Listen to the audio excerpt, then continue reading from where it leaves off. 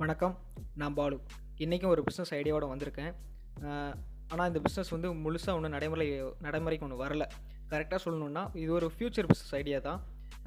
Electric vehicle எல்லாருமே கேள்விப்பட்டிருப்போம். ரீசெண்டாக இந்தியாவில் லான்ச் ஆகியிருக்கு, நிறைய இடத்துல ரன் ஆகிட்டு இருக்கு. ஓகே, இந்த பிஸ்னஸ் என்னென்னா எலக்ட்ரிக் வெஹிக்கிளோட சார்ஜிங் பாயிண்ட் தான். ஓகேங்களா. சென்னையில் இருக்குன்னு கேள்விப்பட்டேன். எம்ஜி மோட்டார்ஸ் இந்தியா, ரிவால்ட் இவி சார்ஜ் ஸ்டேஷன் அப்படின்னு ஆன்லைனில் சர்ச் பண்ணும்போது வந்துச்சு. பட் டெம்பரவரி அது எல்லாமே க்ளோஸில் தான் இருக்குது. தென் எந்த ஒரு பிஸ்னஸையும் நம்ம கரெக்டான டைமில் ரிஸ்க் எடுத்து நம்ம ஃபஸ்ட்டாக நம்ம ஸ்டார்ட் பண்ணோன்னா ஒரு நல்ல நிலைமைக்கு வரதுக்கு சான்ஸ் நிறையவே இருக்குது. இப்போ இந்த வீடியோவில் எலக்ட்ரிக் வெஹிக்கிள் சார்ஜ் ஸ்டேஷன் பற்றி சொல்ல போகிறேன். நிச்சயமாக இது ஒரு ஃப்யூச்சர் பிஸ்னஸ் தான். இப்போ உடனே நம்ம ஸ்டார்ட் பண்ணுறதுக்கு எந்த சான்ஸுமே இல்லை. இப்போ நான் எந்த பேஸில் சொல்ல போகிறேன்னா, ரீசெண்டாக ஒரு இன்டர்வியூ பார்த்தேன். அந்த இன்டர்வியூவில் நார்த் இந்தியா சைடு இந்த பிஸ்னஸ் ஸ்டார்ட் பண்ண ஒருத்தங்க இன்டர்வியூ கொடுத்துருந்தாங்க. அவங்க என்னெல்லாம் சொன்னாங்க அப்படின்னு சொல்ல போகிறேன். தென் கவர்மெண்ட்டோட ஸ்டேட்மெண்ட் வச்சு நான் சொல்ல போகிறேன். ஓகேங்களா. இது வரைக்கும் சுமார் ஒரு 150 இவி ஸ்டேஷன் தான் இருக்குது இந்தியாவில். நம்ம கவர்மெண்ட் என்ன ஏம் பண்ணியிருக்கான்னு பார்த்தீங்கன்னா, எவ்ரி 3 கிலோமீட்டர்ஸ்க்கும் சிட்டிஸ்லேயும் அண்ட் ஹைவேஸ்லேயும் இன்ஸ்டால் பண்ணணும்னு பிளான் பண்ணியிருக்காங்க. இப்போ எங்கெல்லாம் பிளான் பண்ணியிருக்காங்கன்னு பார்த்தீங்கன்னா, மேஜரான ஒரு 9 சிட்டிஸில் பிளான் பண்ணியிருக்காங்க. அதில் வந்து டெல்லி, மும்பை, பெங்களூர், புனே, அகமதாபாத், சென்னை, இப்படி ஒரு மெயினான சிட்டிஸில் எல்லாம் பிளான் பண்ணியிருக்காங்க. தென் இந்த பிஸ்னஸ் வந்து இப்போதைக்கு யார் வேணால் ஸ்டார்ட் பண்ணிக்கலாம். பார்த்திங்கன்னா இப்போதைக்கு கவர்மெண்ட் எந்த குவாலிஃபிகேஷன் க்ரைட்டீரியாவும் வந்து செட் பண்ணலை. அதுக்கப்புறம் எந்த விதமான லைசன்ஸும் இதுக்கு செட் பண்ணலை. ஸோ மெயினாக அந்த லோக்கல் சர்டிஃபிகேஷன் மட்டும் தான் இதுக்கான ப்ராசஸ் எல்லாமே. சென்ட்ரல் கவர்மெண்ட்லேருந்து நம்மளுக்கு எந்த லைசன்ஸும் நம்மளுக்கு தேவையில்லை. இது எதுக்காகனா மெயினாக ஸ்மால் பிஸ்னஸ் ஸ்டார்ட் பண்ணுறவன்னு ஒரு ஐடியா இருக்குது உங்களுக்கு. இது கண்டிப்பாக இது யூஸ்ஃபுல்லாக இருக்கும். இந்த வீடியோவில் நான் என்னெல்லாம் சொல்ல போகிறேன்னா, என்ன எப்படி இன்ஸ்டால் பண்ணணும், அதாவது இந்த மிஷினரிஸ் வந்து எப்படி இன்ஸ்டால் பண்ணணும்.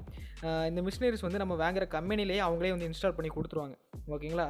அதுக்கப்புறம் இதோட எப்படி ஒர்க்கிங் ப்ராசஸ்லாம் எப்படி இருக்கும், இதோட இன்வெஸ்ட்மெண்ட்டு, அதோட ரிட்டர்ன் எவ்வளோ, இதெல்லாம் பற்றி பார்க்க போகிறோம். வாங்க கண்டென்ட் போகலாம். சார்ஜ் பண்ணுற மிஷினரி பார்த்தீங்கன்னா, நமக்கு வந்து ஒரு சிங்கிள் மிஷினில் வச்சு நம்ம ஸ்டார்ட் பண்ணால் கண்டிப்பாக ப்ராஃபிட் இருக்காது. அதுக்காக ஒரு ஃபாஸ்ட்டாக சார்ஜ் பண்ணுற ஒரு 3 மிஷினும் ஸ்லோவாக சார்ஜ் ஆகிற ஒரு 2 மிஷின் வச்சு நம்ம ஸ்டார்ட் பண்ணனா கண்டிப்பாக நல்ல ஒர்த்தாக இருக்கும்.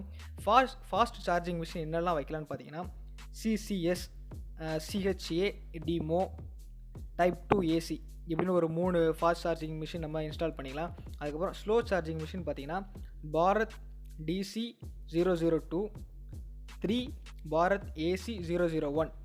இது வந்து ஸ்லோ சார்ஜிங் மிஷின். இப்படி நம்ம ஒரு 5 மிஷின் இன்ஸ்டால் பண்ணிக்கிட்டோம்னா ஒரே டைமில் நம்மளுக்கு ஒரு 5 வெஹிக்கிள் வந்து நம்மளுக்கு சார்ஜ் பண்ணுறதுக்கு தகுந்தாப்பில் இருக்கும். நம்ம வாங்குகிற கம்பெனியே வந்து நம்மளுக்கு இன்ஸ்டால் பண்ணி கொடுத்துருவாங்க. நம்ம மிஷினரி காஸ்ட்டோட சேர்ந்து அந்த இன்ஸ்டாலேஷன் காஸ்ட்டு எல்லாமே அது இன்க்ளூட் ஆகிடும். ஓகேங்களா. இதோட ஒர்க்கிங் ப்ராசஸ் பார்த்தீங்கன்னா, இந்த எலக்ட்ரிக் வெஹிக்கிளில் மெயின் டிஸ்அட்வான்டேஜ் என்னென்னு பார்த்தீங்கன்னா, இதோட சார்ஜ் பண்ணுற டைமிங் தான். ஓகேங்களா. இந்த ஃபாஸ்ட் சார்ஜிங்கில் நம்ம பண்ணும்போது 1 hour ஆகும் நம்மளுக்கு ஒரு 70 to 80% சார்ஜ் பண்ணுறதுக்கு. ஒரு ஸ்லோ சார்ஜில் பண்ணுறபோது 3 to 4 hours நம்மளுக்கு நிச்சயமாக ஆகிடும். ஓகேங்களா. இதுதான் இதோட மெயின் டிஸ்அட்வான்டேஜ். இது எதனால் இந்த மாதிரி ஆகுதுன்னா, நம்ம இந்தியாவில் ரெடி பண்ணுற வெஹிக்கிள் எல்லாமே அந்த பேசிஸ்லாம் ரெடி ஆகுது. ஸோ நம்மளுக்கு கண்டிப்பாக அந்த டைமிங் ஆகிடும். ஃப்யூச்சரில் இந்த சிஸ்டம் மாறும் நம்புகிறேன். இது மாறினா தான் இந்த இவி சார்ஜ் கார்ஸ் எல்லாமே ஒரு அவளுக்கு ரீச் ஆக வாய்ப்பு இருக்குது. நார்த் இந்தியாவில் இந்த பிஸ்னஸ் ஸ்டார்ட் பண்ணியிருக்காங்கன்னு சொல்லியிருந்தேன்ல, அவங்களோட கம்பெனி நேம் என்னென்னு பார்த்தீங்கன்னா, இவி பிளக்கின் சார்ஜ். இதுதான் அவங்களோட கம்பெனி நேம். நீங்கள் கூகுளே சர்ச் பண்ணி பாருங்கள் வரும். அவங்க இந்த பேரியர்ஸ்லாம் எப்படி ஓவர் கம் பண்ணி இப்போ ரன் பண்ணிகிட்டு இருக்காங்கன்னு பார்த்தீங்கன்னா, இப்போ அவங்க இன்ஸ்டால் பண்ண ஸ்டேஷன் எல்லாமே பார்க்கிங் ஏரியாஸில் தான் மோஸ்ட்லி இன்ஸ்டால் பண்ணியிருக்காங்க. அதாவது தியேட்டர்ஸ், மால்ஸ், ரெஸ்டாரண்ட், பீச், இந்த மாதிரி பார்க்கிங் பிளேஸ்லாம் அவங்க இன்ஸ்டால் பண்ணியிருக்காங்க. ஸோ அவங்க பார்க்கிங் சார்ஜுமே பை பண்ணிக்கிறாங்க. ஸோ இங்கெல்லாம் அவங்க வரும்போது ஃப்ரீ டைமில் அவங்க சார்ஜ் பண்ணுற மாதிரி இப்போதைக்கு செட் பண்ணியிருக்காங்க.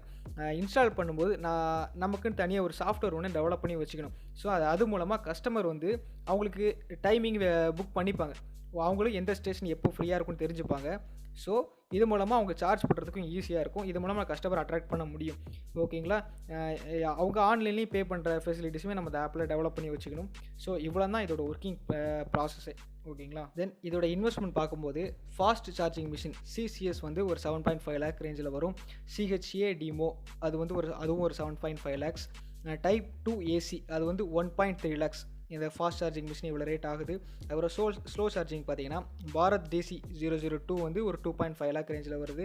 அதுக்கப்புறம் 3 பாரத் AC 001 இது ஒரு 75,000 அந்த ரேஞ்சில் வருது. மொத்தமாக நம்ம மிஷினரி காஸ்ட் மட்டும் வித் இன்ஸ்டாலேஷன் வந்து ஒரு 20 lakh ரவுண்டாக அந்த ரேஞ்சில் நம்மளுக்கு ஆயிடுது. அதர் எக்ஸ்பென்சஸ் என்னலாம் ஆகும்னு பார்த்தீங்கன்னா, நம்மளுக்கு இது கண்டிப்பாக ஒரு டிரான்ஸ்ஃபார்மர்னு வைக்கணும். ஏன்னா எலக்ட்ரிக் கனெக்ஷன் வந்து அதிக அளவில் நம்மளுக்கு மட்டும் தனியாக வர்றதுனால ஒரு மினி டிரான்ஸ்ஃபார்மர் வந்து நம்மளுக்கு வைக்கணும் இபியிலேருந்து. அதுக்கப்புறம் லேண்ட் அண்ட் இன்ஃப்ராஸ்ட்ரக்சர் பார்த்தீங்கன்னா ஒரு 3 lakh நம்மளுக்கு ஆகிரும். ஏன்னா வந்து நம்ம மிஷின் மட்டும் இன்ஸ்டால் பண்ணி வைக்க போகிறதில்ல, நம்ம கார் பார்க்கிங்க்கும் நம்ம ஃபெசிலிட்டிஸ் பண்ணி வைக்கணும். ஸோ அதுக்கப்புறம் சாஃப்ட்வேர் டெவலப் பண்ணி அதோட மெயின்டெனன்ஸ் வந்து 1 இயருக்கு பார்த்தீங்கன்னா ஒரு 50,000 அந்த ரேஞ்சில் ஆகும். அதுக்கப்புறம் அந்த மிஷின் மெயின்டெனன்ஸ் எல்லாம் பார்த்தீங்கன்னா ஒரு 1.8 lakh 1 இயருக்கு சொல்கிறேன். அதுக்கப்புறம் இதோட டெக்னீஷியன்ஸ் அண்ட் லேபர் காஸ்ட் பார்த்தீங்கன்னா ஒரு 2.4 lakh 1 இயருக்கு. ஸோ நம்மளுக்கு ரவுண்டாக ஒரு 1 இயருக்கு பார்த்தீங்கன்னா ஒரு 30 lakh ஆகும். நான் வந்து 1 மந்த்துக்கு சொல்ல, ஒரு 1 இயருக்கு நம்மளோட எக்ஸ்பென்சஸ் பார்த்தீங்கன்னா ஒரு 30 lakh ஆகும். அப்புறம் இதோட ப்ராஃபிட் டீட்டெயில்ஸ் பார்க்கும்போது fast charging 3 machine, slow charging 2 machine, இவ்வளோ மூலமாக மினிமம் ஒரு நாளைக்கு நம்மளுக்கு ஒரு 2940 kW நமக்கு சேல் ஆச்சுன்னா நம்மளுக்கு ஒரு ஆவரேஜான ஒரு ரிட்டர்ன்ஸ் வரும். அதாவது ஒரு கிலோவாட் யூனிட்டுக்கு வந்து ஒரு 2.5 rupeesலேருந்து ஒரு 3 rupees நம்ம மார்ஜின் வச்சாலுமே ஒரு நல்ல ப்ராஃபிட் எடுத்துடலாம். அதாவது 2.5 rupees ஒரு 2940 வாட் நம்மளுக்கு சேல் ஆச்சுன்னா நம்மளுக்கு டெய்லி ஏர்னிங்ஸ் வந்து ஒரு நாளைக்கு 7,350 rupees நம்மளுக்கு டெய்லி ஏர்னிங்ஸாக இருக்கும். ஸோ நம்மளுக்கு 1 இயருக்கு பார்த்தீங்கன்னா ஒரு 26 லட்சம் ரவுண்டாக வரும். நான் வந்து ப்ராஃபிட் சொல்லலை, ஏர்னிங்ஸ் தான் சொல்கிறேன். அதுக்கப்புறம் இது நம்மளுக்கு எக்ஸ்பென்சஸ்லாம் மைனஸ் பண்ணணும்னு பார்த்தீங்கன்னா, நம்ம மிஷின் இஎம்ஐ, அதுக்கப்புறம் லோன் வாங்கியிருந்தா, அதுக்கப்புறம் labour salary, technician salary, maintenance cost, EB bill, machinery cost, depreciation, வேறு இந்த application cost, tax, promotion, social media promotion, இந்த மாதிரி எல்லாம் போக நம்மளுக்கு ஒரு 15 lakh நம்ம கையில் நிற்கும். இதெல்லாம் கவர்மெண்ட் சொன்னபடி 2030 ஒரு 30% இவி சார்ஜ் யூசர்ஸ் நம்மளுக்கு இன்க்ரீஸ் ஆச்சுன்னா கண்டிப்பாக இந்த ப்ராஃபிட் நம்ம எடுக்கலாம்.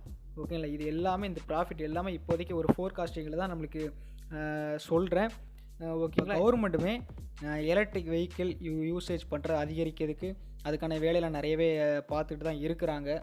பொல்யூஷன் கண்ட்ரோலில் இருந்தும் நம்மளுக்கு சஜஸ்ட் பண்ணுறாங்க.